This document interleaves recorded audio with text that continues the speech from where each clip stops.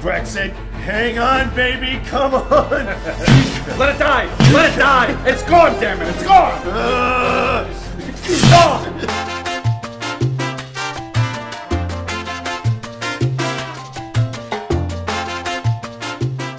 By the way, he has a script. He's given scripts. I don't need this, I got this. So alert the Gaff Squad. They're all important. We're all winners. We're all winners. Let's get into it. I know where he's going. I watched, yeah, of course you do. Right, when the stilettos on their neck and the other prostitutes are peeing on the mattresses Right. and the Russians tape. That's normal. Gotcha. That's they normal. Gotcha. Is he cold and dead? Welcome to 6 Beers of Politics. I'm Greg. I am Pep, and behind the phone camera is Emil. We are going to drink 6 beers while we talk about politics and see if we can still make sense. And at the end of the 6 beers, we're going to stop talking about politics, which is what we recommend for everyone. I guess the biggest story this week is, well, I don't know, there's a lot of big stories this week. The healthcare bill. So the healthcare bill, again, the first they were going to repeal and replace, and then they finally admitted we'll never replace. And then, okay, repeal. Let's just repeal. Well, we'll repeal, and then that fails. That's not going to happen. Yeah. And then, so then then Trump says, drag the dead corpse to lunch with me. What gets better after lunch with Trump? So Trump had an interview with the New York Times. I mean, Wait, which interview? You mean in Air Force One on the way to Bastille Day? No, I mean, he sat down with New York Times reporters. He keeps doing that. Yeah. So, because he can't not seek the approval of people that he claims to hate. Yeah. First of all, he just rambles on and on. It's ramble, ramble, ramble, ramble, and then there's little peak moments of boasting things you know aren't true. Yeah. For example, he says, and they're surprised how much I know about healthcare. Which to me is Trump talk for I know nothing about healthcare. Yeah. I mean, he sat next to like one of the people that said no, that voted no. He said something to the tune of like kind of Mafia style. He was like, well, if you want to remain a senator, if you're going to vote this way, I don't know if you're going to stay a senator. Okay. It's like, you got a nice Senate job there. It'd be a shame if your voters overthrew you because you didn't take away their health care. Yeah. It's the weirdest Mafia thing ever. Damn it, I let you talk. Now I forgot my joke. I was reading this article about the Hamburger Problem.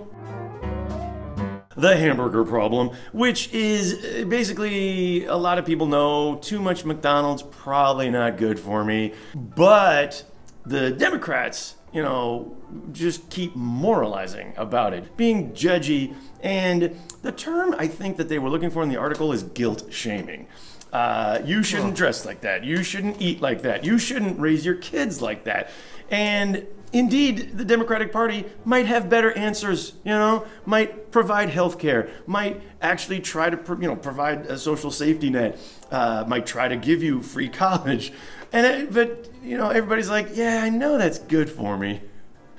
I know the Democrats, like a kale smoothie, are good for me, but I don't want to drink the kale smoothie. I want it f***ing McDonald's. So if Democrats can solve that, if they can stop being so f***ing judgy. Well, I feel like there's two things in what you said. One is, I'm never going to eat a kale smoothie. So why don't you just try and knock me down to, if I cut my McDonald's consumption, and by the way, I'm a Burger King man. But if I cut my McDonald's consumption by 25%, that'd be great. Don't shame me out of all of it and then try to make me eat the kale smoothie. I feel like the kale smoothie is like the transgender bathrooms, which for the record I also support. Sure. But like, it took so long to get to have gay marriage be the law of the land, as well it should be. And I feel like the left was immediately like, well, hey, right, we've had this conversation, the Supreme Court has decided, and gay marriage is the law of the land. Also, by the way, transgenders get to share the bathroom of your elementary school daughter. Yeah, okay, see ya. That one came pretty hot on the heels of the previous one. That's what I'm saying. And I feel like that's the kale smoothie. Like, don't push it. Just calm me down. So that's point one. Point two that I feel like you're making is I feel like voters have every right to go, well, look at these Democrats. They're trying to get me more higher wages. Right. They're trying to get me insurance. Yeah. And they're trying to tax the rich what they deserve to be taxed. Yeah. But they're such dicks about it. Fuck those guys. Yeah. I'm voting Trump. Yeah. Like, I feel like it's good for me, but they're dicks. Fuck those guys. It's good for me, but they're dicks. Fuck those guys. I feel like it's good for me, but they're dicks. Fuck those guys. I feel like it's good for me, but they're dicks. Fuck those guys. I feel like it's good for me, but they're dicks. Fuck those guys. I feel like it's good for me, but they're dicks. Fuck those guys.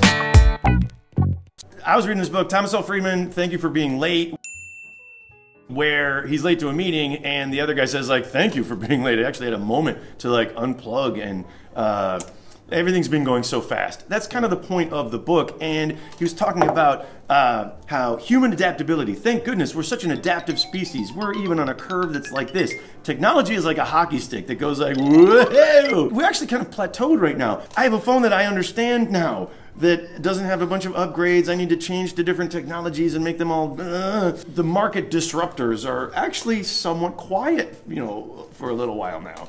Right around the corner, there's a huge amount of disruption happening from, you know, self-driving autos, nanobots, big pharma, people living to 150 years old. We are not prepared for that. That makes me think of a different interpretation of Make America Great Again. It's not great again, but it's like make America slow down a little bit. You know, can we just slow down for a minute? And the bad news is no, because it's, well, plus, this is easy. Well, it's about to get really hard. Well, plus, the other bad news is when someone has the marching orders to slow down, what he ends up doing is going backwards. That's what Trump and the right is. Like, can we just slow down and go back to the days when, and then it just gets worse from there. Do you know what a good metaphor too is the whitewater rafting? Because when when you're going really fast, you want to like, whoa, slow down. Worst thing you can do, because then the current will overpower your boat. You need to keep your boat going at least as fast as the current and steer for the pray to the angels of steering. So I super get the metaphor. I super get the metaphor. When things are going fast, yeah, don't slow down. Yeah. Steer. No. Sorry, I'm getting it wrong. Well, okay, but I don't want us to lose the concept of the angels of steering. But you go on. You're getting it wrong. So let's pray to the angels of steering to steer us back. I'm praying to the angels of metaphors that I get my metaphors right, because I fucked it up. All right, let's hear the metaphor. So when you're in a whitewater raft, yes, and it's going way too fast, your instinct will be either to slow down and hit the brakes. Do not do that, because then you'll flip over. Even if you put your paddle in and start trying to steer, don't do that either, because then you'll slow down and the water will be going faster than you. Your boat will flip over. You need to keep paddling, keep up with the flow. Just keep swimming. Just keep swimming. So I'm sorry. So to go back, you don't pray to the angels of steering. No. No angels of steering. They're demons. Fuck those angels of steering. The demons of steering. All you need is the philosophy of Dory. Just keep swimming and drive that truck right off the bridge. An idiot fish with no short-term memory. So maybe Trump is the right guy to help us in this period. And with that in mind, look what I've done. Whoa! Killed my third beer. All right. You killed your third beer. That means, you add them up, that means 6 beers of politics is what we've done. And that means we're done. Thank you. I'm Greg. I am Pep. That is Emil. And you know, I don't... It's like, what, 11 now in the morning? It's 11:30. And we just had 3 beers. You know, it's 11:30 in the morning, but I think it's 2 p.m. somewhere, so we could be drunk.